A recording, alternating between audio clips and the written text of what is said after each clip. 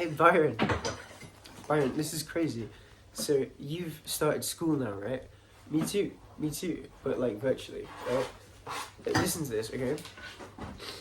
So short distance divergences, like considering those, which are like just when two free particles, which you can couple by putting terms in the Lagrangian, you can couple them and then you solve it perturbatively, like as a series expansion, in like powers.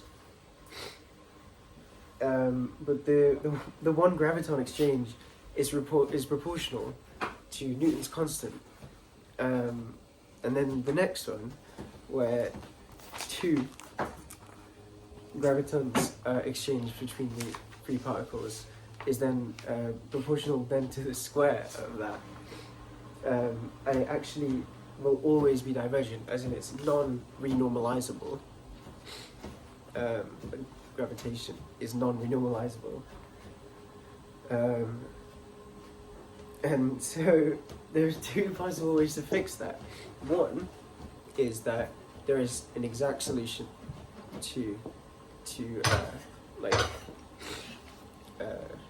this this expansion just like appears to not converge, but there's an exact solution that gets rid of all that. Or like the extrapolation of the theory to high energies does something to smear out the interaction, and so that like it kind of cancels in those high energies, which historically was the case with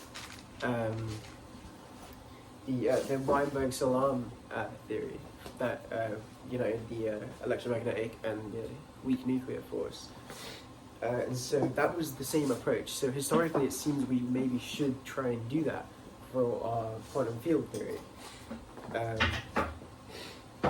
If you make this one assumption, which is that instead of particles, as in quantum field theory, we have these just one-dimensional objects which can be open or closed, like whatever that means as a one-dimensional object. It loops back on itself when it doesn't. But all open strings can be morphed into closed strings, so that's important apparently. But when you make that one assumption, like loads of shit happens, because the interaction suddenly spreads out. So it goes from being this to this, and it spreads out over space. It smears it, which is really interesting. If you assume that one-dimensional objects, gravity emerges every consistence, because we can't test it. So we apply the assumption that it should be a consistent string theory.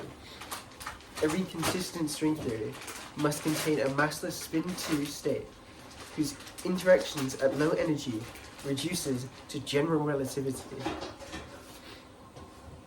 It gives a consistent theory of quantum gravity in perturbation theory. So we need no new maths to find an exact solution.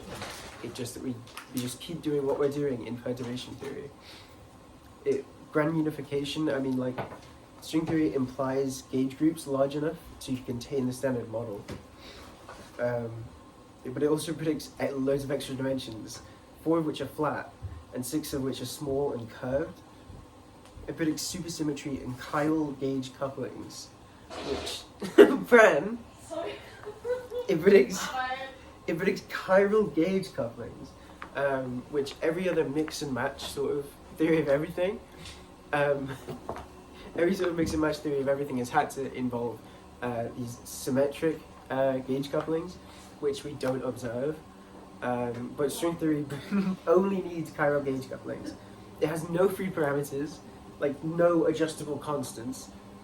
But quantum field theory, Bradwin, has, you have the gauge that you use.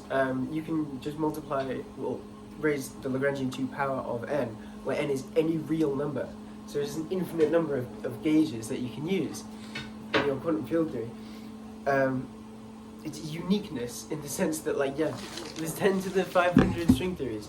Yeah, there are, but that comes from the fact that there are loads of classical solutions to what it predicts. It's not because there's not one string theory. There's one unique string theory.